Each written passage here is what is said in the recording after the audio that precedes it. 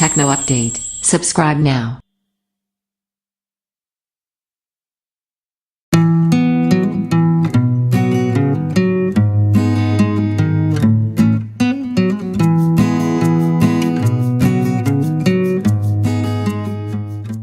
Asus Zenfone 3 Zoom hands-on. Alongside the all-singing, all-dancing Tango and Daydream-ready Zenfone R, Asus also used CES 2017 to unveil the latest entry to its Zoom line. Previous Zoom phones have had big, optical zoom lenses and as such were bulky customers. But here Asus has realized people want a phone as well as a camera, and things have slimmed down a lot. It has also clearly taken a lot of inspiration from Apple's iPhone 7 Plus, as the Zenfone is nearly identical in terms of design. You've got that flat black, rounded edges and a dark black color scheme. It feels like a cheaper iPhone, but that's not really a bad thing. Flip and phone over and the reason why this still has the Zoom moniker becomes clear: the dual lens. This feature has ballooned in the last 6 months from flagships to even cheaper devices like the Honor 6X, all with varying amounts of success. Some use it to offer up both black and white lenses, some for bokeh effects with variable aperture levels and others for pseudo-optical zooming.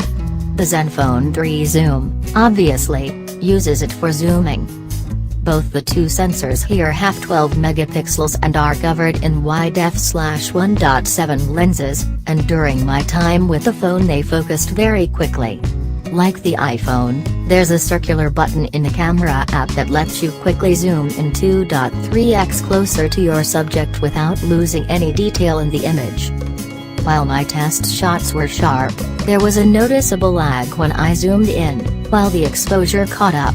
It left an overly dark image for a few seconds before figuring itself out. Hopefully this is just a software glitch, as my unit was running a build of Android 6, even though the Zenfone 3 Zoom ships with Android Nougat.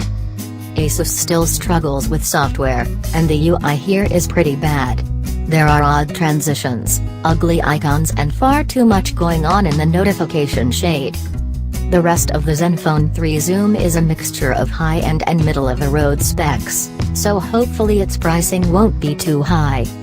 The 5.5-inch 1080p display is sharp and colorful, while the Snapdragon 625 CPU and 3GB RAM is a decent combination that shouldn't hurt the absolutely mammoth 5000 mAh cell. With a battery that size, there's every chance this could easily make it through 2 days without needing to be charged. That battery is even big enough to warrant Asus saying it can be used as a power bank to charge up other devices, if you're really desperate.